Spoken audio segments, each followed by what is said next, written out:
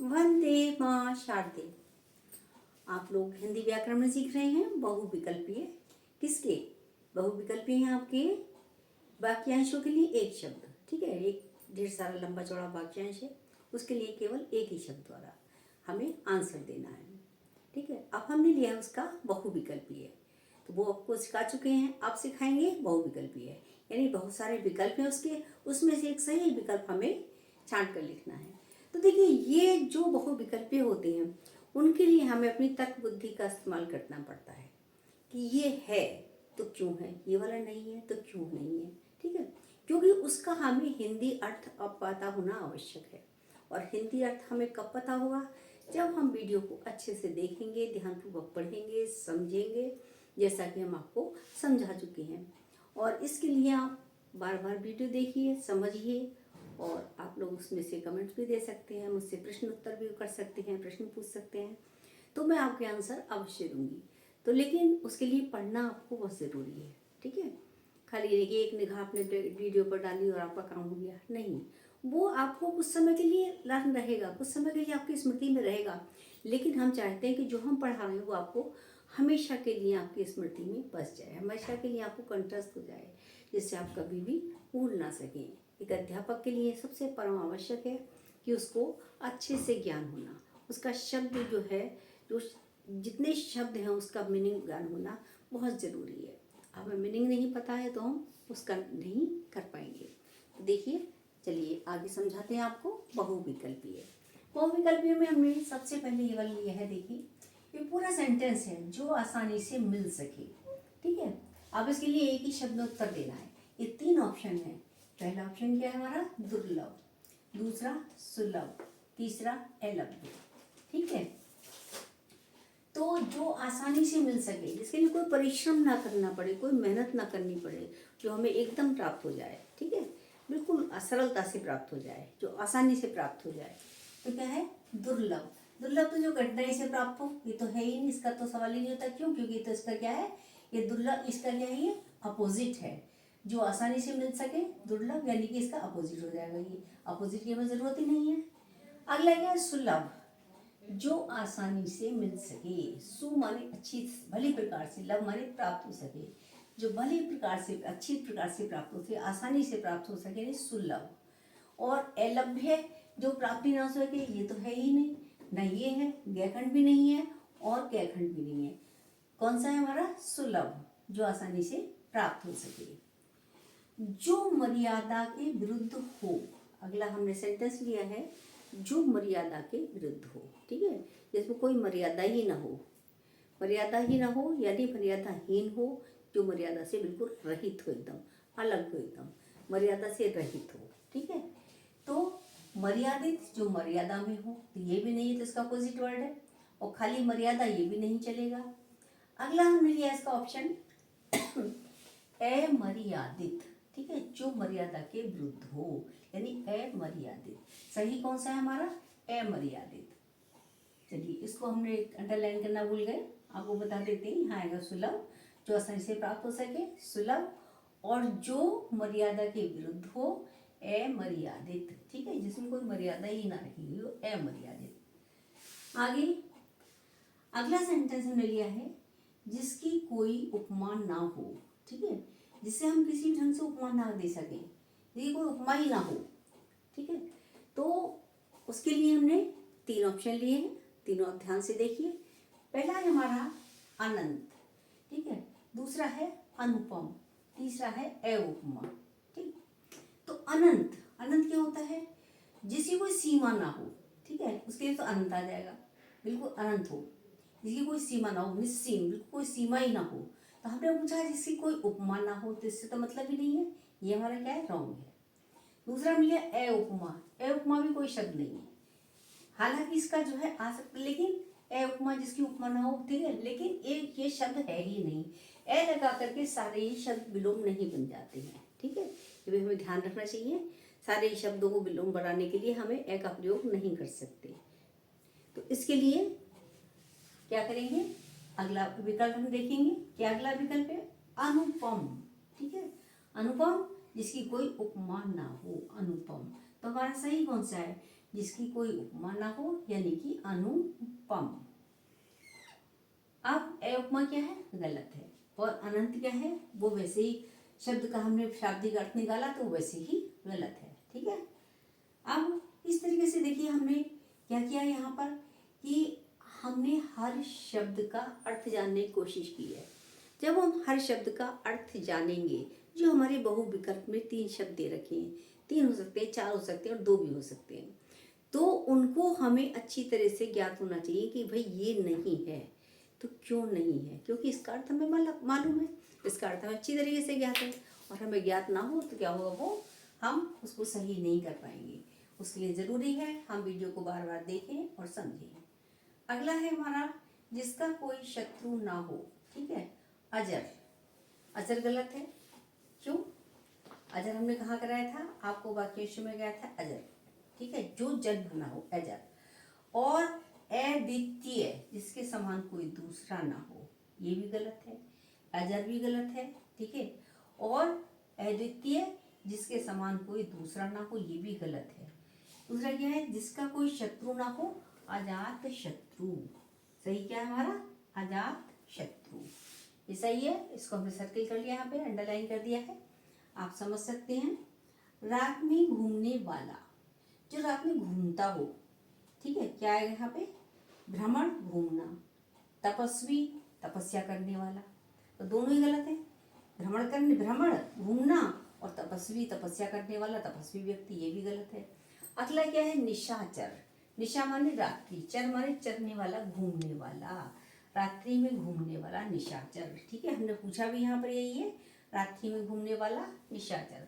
तो सही विकल्प हमारा कौन सा है, निशाचर। चलिए इसके साथ आगे की और देखिए, अब आप बाकी आगे देखिए, जो देखने योग्य हो। ठीक, जो वस्तु हो, जो व्यक्ति हो, जो भी चीज़ है वो देखने योग्य हो। ठीक है, इसे देखना सही हो, जो देखने योग्य हो, देखने के काबिल हो, तो उसका हम क्या लिखेंगे, हमारे पास ऑप्शन है, दृष्टिगोचर, दर्शनीय, दृष्टिगत। अब देखिए पहले क्या दृष्टिगत दे रखा है, जो दृष्टि में आया हुआ हो दृष्टिगत। ठीक है, दृष्टि में आने वाला दृष्टिगत हो गया। दृष्टिगोचर, दृष्टि में हमारे आता जाता हो, वो दृष्टिगोचर, उसके बाद आपसे दिखाई देता हो। दोनों ऑप्शन गलत है ये। अब हमने लिया दर्शनीय, दर्शनीय यानी देखने योग्य। दर्शन प्लस ये शब्द बना है ये प्रत्यय जोड़कर, दर्श, दर्श प्लस अनिय यानी दर्शनीय, यानी दर्शनीय, ये प्रत्यय जुड़ गया दर्शन में तो बन गया दर्शनीय। ऐसी संस्कृत में भी इस तरीके से उसमें बनेगा, वो थोड़ा सा अलग है। और यहाँ पर क्या बनेगा, दर्शन प्लस ये, दर्श प्लस अन्य, दर्शनीय, तो बनेगा दर्शनीय। तो हमारा जो सही विकल्प है वो कौन सा है, जो देखने योग्य हो, दर्शनीय। आगे है, जो ऊपर कहा गया हो। अब क्या होता है, जैसे मान लीजिए हमने कोई निबंध लिख रहे हैं या कोई तरह कहीं पर कोई आर्टिकल वगैरह लिख रहे हैं, तो हम कहते हैं जैसा हमने ऊपर लिखा है। ऊपर लिखा का मतलब जो हम लिख रहे हैं, जो पंक्ति हम लिख रहे हैं, जो पैराग्राफ हम लिख रहे हैं, उससे ऊपर लिखा हुआ। ठीक है, उससे हमने ऊपर उसका वर्णन कर चुके हैं, जैसा कि ऊपर कहा जा चुका है। इस तरीके से बोलते हैं, इस तरीके से लिखते हैं, इसे ऊपर अभी बताया जा चुका है, ऊपर कहा जा चुका है। ठीक है, तो क्या है, जो ऊपर कहा गया है, ऊपर कहा गया है, जैसे मान लिया अब यहाँ हमने ये लिखा है, और इससे पहले क्या लिखा है, इससे पहले क्या लिखा है, ये वाली लाइनें लिखी हैं। ठीक है, जो ऊपर कहा गया हो। तो उपयुक्त, उपयुक्त क्या होता है, उपयुक्त में होता है ठीक, उपयुक्त, बहुत थोड़ा सा अंतर है दोनों में। उपयुक्त माने ठीक, बिल्कुल सही, एकदम करेक्ट, इसमें नो मिस्टेक। और उपकथित ये गलत है, उपयुक्त माने ठीक ये भी गलत है, और उपकथित ये भी गलत है। और सही शब्द क्या है, ऊपर कहा गया हो, उपरयुक्त। ठीक है, ऊपर माने ऊपर, ऊपरी प्लस युक्त, जो ऊपर कहा गया हो, उपरयुक्त, ऊपर कहा गया हो। ठीक है, ऊपर कहा गया माने कहना, उपरयुक्त माने यानी ऊपर कहा गया हो, यानी उपरयुक्त। तो हमारा सही शब्द कौन सा हुआ इसमें वाक्यांश में, उपरयुक्त। तो थोड़ा थोड़ा सा अंतर है, खाली रा ऊपर यहाँ टंगा हुआ है, और यहाँ क्या है, रेफ है यहाँ पर, यहाँ क्या है, उपयुक्त, बस जरा सा अंतर है। ठीक है, और आप लोग ये ना समझेंगे सेम है, नहीं सेम नहीं है, दोनों का हमने अर्थ स्पष्ट कर दिया है आपको। उपयुक्त माने ठीक, बिल्कुल सही, और उपर्युक्त जो ऊपर कहा गया हो, थोड़ा सा अंतर है, ठीक है, थोड़े से अंतर में, लेकिन पूरे शब्द का अर्थ ही बदल गया है यहाँ पर। तो ध्यानपूर्वक देखिएगा, उपयुक्त ठीक, उपर्युक्त के ऊपर कहा गया हो, उपकथित हमारा बिल्कुल ही गलत है, इसका कोई मीनिंग ही नहीं है।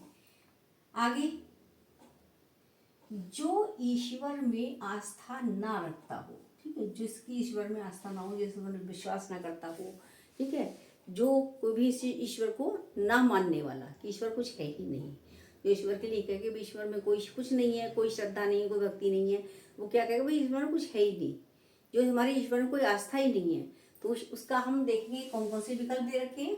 आस्तिक, आस्तिक क्या हुआ, जो विश्वास रखता हो ईश्वर में, वो आस्तिक कहलाता है, इसका इससे कोई मतलब ही नहीं है। ईश्वरीय, जो ईश्वर से युक्त हो, ईश्वर का हो, वो भी नहीं है, यानी आस्तिक तो अपोजिट हो गया, हमने समझ लिया इसका हिंदी, इससे ही मतलब नहीं है। अब क्या बचा, नास्तिक, ने प्लस आस्तिक, ठीक है, किस तरीके से बना है, ने प्लस आस्तिक, ने माने नहीं, आस्तिक माने आस्था रखने वाला, जो ईश्वर में आस्था न रखता हो अर्थात नास्तिक। अगला देखिए, इसको हम सर्किल कर देते हैं, अंडरलाइन। तो नास्तिक, जो ईश्वर में आस्था ना रखता हो, जिसकी ईश्वर में कोई आस्था ना हो, कोई विश्वास ना हो, कोई भरोसा ना हो, क्या कहलाएगा, नास्तिक। जिसका उत्साह नष्ट हो गया हो, ठीक है, कभी कभी ऐसा होता है कि जब व्यक्ति बहुत परेशान हो जाता है काम करते करते, ठीक है, और उसको कोई उसका रिजल्ट नहीं मिलता है, उसको उसका कोई रिटर्न नहीं मिलता है, तो क्या होता है, उसका उत्साह नष्ट हो जाता है, उत्साहहीन हो जाता है वो, कि भाई मुझे कुछ मिल तो रहा ही नहीं है, ठीक है, तो क्या हो जाता है, वो निरुत्साह हो जाता है, उसमें कोई उत्साह रहता ही नहीं है। जिसका उत्साह नष्ट हो गया हो, ऐसा व्यक्ति। अब हमें देखना है इसमें से बहुविकल्पी है, हमारे पास कौन कौन से विकल्प हैं।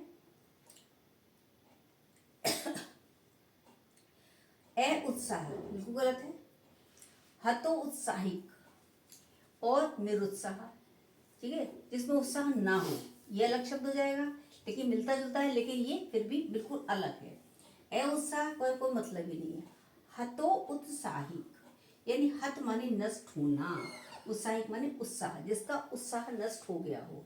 तो हमारा जो वाक्यांश है वो क्या है, जिसका उत्साह नष्ट हो गया हो। उसका आंसर सही विकल्प में क्या मिला, हतो उत्साहिक, ठीक है, हत माने नष्ट होना, ठीक है, नष्ट होना, समाप्त होना, जिसका उत्साह नष्ट हो गया हो, हतो उत्साहिक। तो ये आपका जो सही विकल्प है हमें यहाँ पर मिल गया है। आगे देखिए, जो सब जगह व्याप्त हो, सब जगह, सर्वव्यापक एक आपका एक विकल्प ये है, सर्वविदित एक विकल्प ये है, एक सर्वज्ञ। सर्वज्ञ जो सब कुछ जानता हो, ठीक है, इससे मतलब ही नहीं है, किससे, जो सब जगह व्याप्त हो। अब पूछा क्या गया है, सर्वज्ञ सब जानता हो, ये नहीं है, ये विकल्प हमारा गलत है। आगे, सर्वविदित, जो सब कुछ जानता हो, जो सर्वविदित, जो सब जगह विदित हो, जिसे सब जगह जाना जाता हो। लेकिन अब क्या, जो सब जगह व्याप्त हो, सब जगह छाया हुआ हो, सब जगह व्याप्त हो, तो क्या कहलाएगा, सर्वव्यापक। तो हमारा सही विकल्प क्या है इसमें से, सर्वव्यापक। देखिए इस तरीके से तो आपके ये आ ही सकते हैं बहुविकल्पीय। और एक और हम आपको माध्यम बताएंगे। देखिए प्रश्न जो प्रश्न करता है, जो पेपर बना रहा है आपका, ठीक है, तो वो क्या है, वो किसी भी ढंग से दे सकता है, लेकिन चीज़ वही होगी, जब हम वीडियो को बार बार देखेंगे, समझेंगे, ठीक है, अच्छे से, तो हमें अच्छे से स्मरण रहेगा हमें, और हम उसका आंसर लिख सकते हैं। अब हम लेंगे पूरा ही सेंटेंस, पूरा वाक्य, पूरे वाक्य में से वाक्यांश छाटेंगे जो हमारा है, उसके बाद में उसका एक शब्द उत्तर देंगे। तो देखिए आगे और काम देखिए।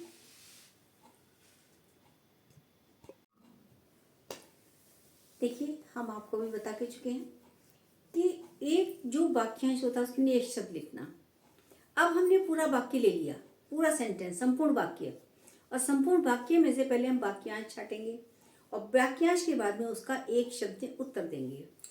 तो देखिए, लेकिन इसके लिए भी ज़रूरी क्या है कि हमारे जो वाक्यांशों के लिए एक शब्द हमने आपको कई उसमें पार्ट में कराए हैं, उनका ज्ञान होना आपके लिए बहुत अधिक आवश्यक है। इसलिए अच्छे से उनको कंठस्थ कीजिए, जिससे कि आपकी कहीं भी मिस्टेक ना हो और किसी भी ढंग से पूछ लिया जाए। एग्जामिनर किसी भी ढंग से पूछ सकता है आपसे कि आपको वाक्यांश पूछ सकता है, बहुविकल्पीय में भी दे सकता है, पूरे सेंटेंस में कहेगा भाई इसमें से वाक्यांश भी ढूंढो और उसके लिए एक शब्द में उत्तर दो, ये भी आपको ही ढूंढना है। तो वो हमने यहाँ पर लेके चले हैं। ठीक है, तो उसके लिए हमें क्या का ज्ञान होना जरूरी है, पहले हमें वीडियो को अच्छे से देखना समझना जरूरी है, तो हमें कंठस्थ होंगे तो हम कभी भी मिस्टेक नहीं करेंगे। आइए देखते हैं। देखिए हमने क्या दिया है यहाँ पर, हिंदी व्याकरण में वाक्यांशों के लिए एक शब्द और संपूर्ण वाक्य में यानी पूरा वाक्य में। पूरा वाक्य क्या है हमारे पास में, अध्यापक सभी बच्चों को समान दृष्टि से देखते हैं। ठीक है, और वाक्यांश क्या है हमारा, सबको समान दृष्टि से देखने वाला, सबको एक आंख से देखने वाला, सबको समान दृष्टि से देखने वाला। ठीक है, तो ये हमारा पूरा, ये तो वाक्यांश है। हमने वाक्यांश भी छाट लिया इसमें से। अब हमें क्या करना है, अब हमें इसका जो है एक शब्द में उत्तर देना है। किस तरीके से देंगे, देखिए सबको समान दृष्टि से देखने वाला यानी समदर्शी। आंसर क्या लिखेंगे इसका हम, समदर्शी। तो ये हमारा एक शब्द में उत्तर हो गया आपका।